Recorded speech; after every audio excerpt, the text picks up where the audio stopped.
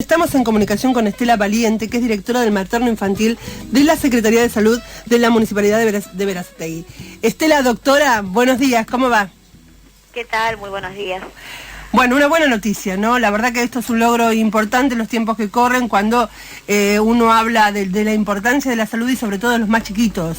¿Cómo se logró esto, doctora? Bueno, en principio te tendría que contar que esto empezó hace varios años, o sea, uno trata todos los años de hacer algo un poquito mejor y ver, como decías vos, en tiempos difíciles cómo hacer algo con los pocos recursos que por ahí contamos, pero bueno, con el recurso humano que nunca falte, con las voluntades, cómo se puede hacer esto. Si bien te decía, esto lleva varios años, te puedo comentar un poquito cuáles fueron aquellas políticas que se impulsaron desde el año 2016, sí. Que, bueno, obviamente fue a raíz de un pedido del intendente Juan Patricio Musi, que tuvo una reunión con nuestra secretaria de Salud, con la doctora Mariel Musi. A raíz de esa reunión, si bien no veníamos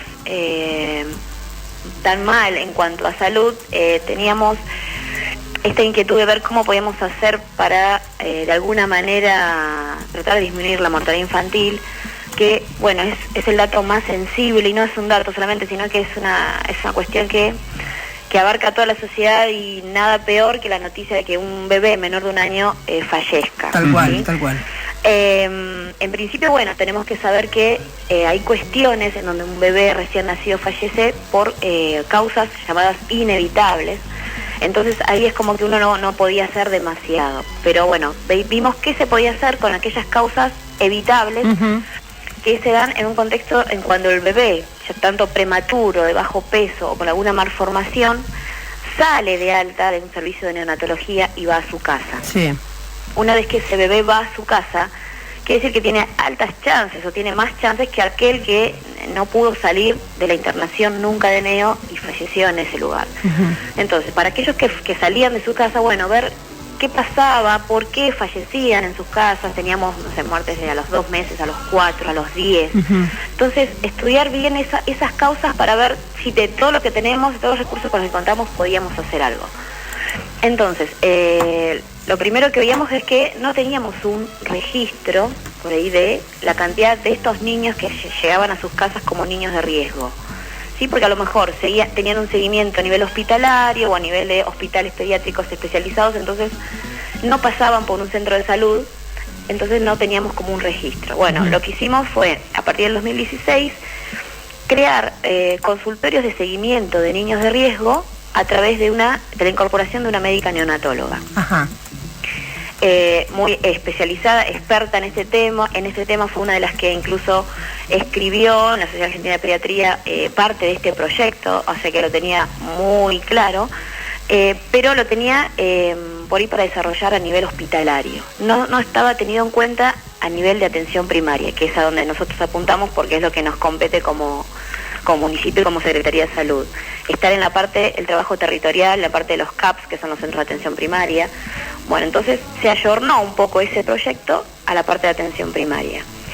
Se abrieron, por una manera de decir, 3 consultorios de seguimiento de niños de riesgo en 3 CAPS, en diferentes lugares, pensados estratégicamente como para que toda la población de alguna manera pudiera tener acceso. Pudiera llegar, sí, sí. Entonces, bueno, pensamos, uno en el Centro Sábato, que es nuestro primer centro de salud, donde acude muchísima gente, que es de fácil acceso, entonces pensamos que un lugar tenía que ser ese. El otro en el Centro 11 del Pato, que también es una zona que es muy alejada de lo que es la parte céntrica, en donde hay una población vulnerable por ser tan amplia la población y el territorio que abarca todo ese barrio, por ser zona rural y porque muchas mamás, para llegar a algún medio, algún sistema de salud que los atienda, están como un poco alejados. Entonces, bueno, era fundamental que si un niño de riesgo era del Pato, tenía que ser atendido de forma inmediata. Claro, obviamente, más cerca porque consideraban un montón de cuestiones.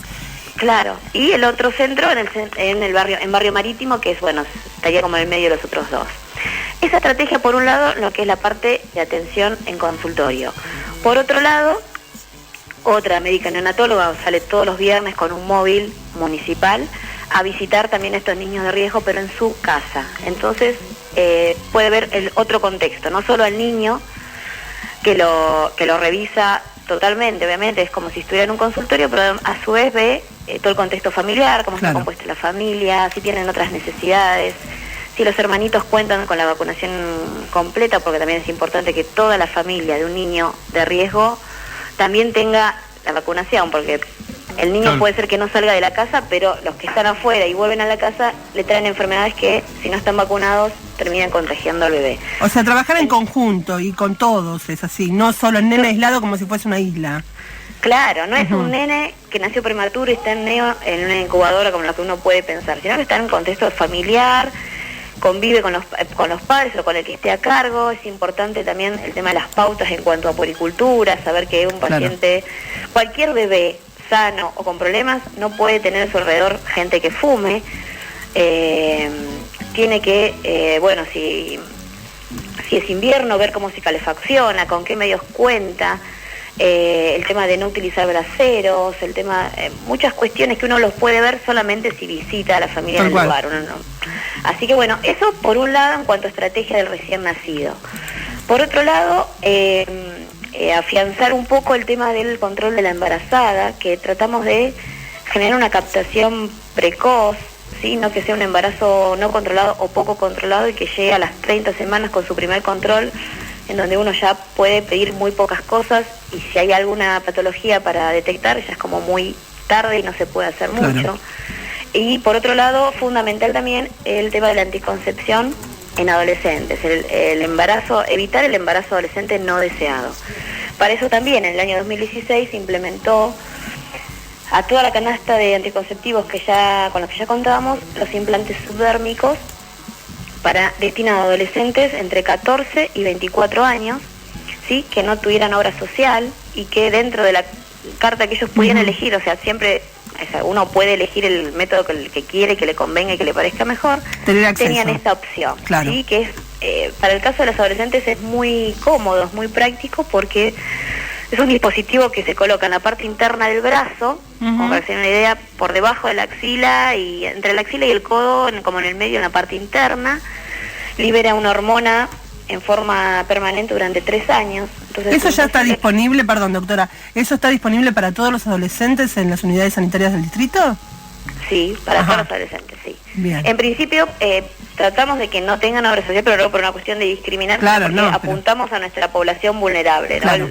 El que tiene otro recurso lo puede buscar en su otro lugar. Si no, puede ser que en los otros lugares con los que ellos cuenten no se los brindan, obviamente que se los colocamos igual, no vamos a dejar a ningún adolescente afuera.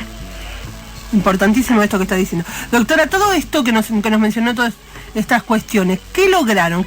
¿Cuáles son, si vamos a los números, que los números son muy fríos, pero dan cuenta de una realidad? ¿Qué porcentaje de descenso hubo en cuanto a la mortalidad infantil en el distrito de Berazategui? Se habla por ahí en cuanto a tasas. Tasas. A números, sí, a una tasa que da un número que es 8.4. ¿Qué significa esto y cómo se saca? Que de cada 1000 nacidos vivos fallecieron 8 niños. ¿Sí?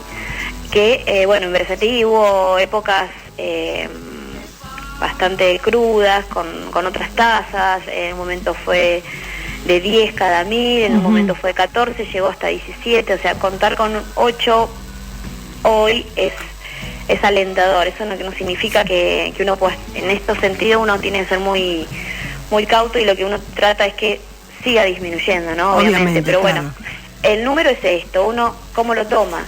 ¿Cuántos niños nacidos vivos hubo en Berazategui durante el año 2018? Que el número es 5.022. Se cuentan tanto los que nacieron en el hospital como en cualquier otra institución, puede ser privada, pero que vivan en Berazategui, entonces entran todos esos niños, por eso da 5.022. Y el número de fallecidos, que el número total de niños fallecidos fue de 42. O sea, si nosotros sacamos, el cálculo es 42 niños fallecidos sobre el total de nacidos vivos, que es 5.022, por 1000 nos da esa tasa de 8.4. Vamos por el buen camino, tenemos que llegar a 0, pero vamos por el buen camino, ¿no? Sí, es lo ideal y por lo menos ir disminuyendo y saber que aquel niño que pudo haber tenido una mínima chance de vivir, la tenga. Claro. y se logre y pueda tener una vida saludable y crezca como cualquier otro niño que haya nacido de término, que haya nacido Seguro, sano. Entonces, que tenga la oportunidad, sí. que tenga la oportunidad, totalmente. Doctora, muchísimas gracias por este contacto. No, por favor, a ustedes. Nos volvemos a comunicar y que siga trabajando de la misma forma. Muchas gracias. Muchas gracias. Hasta luego.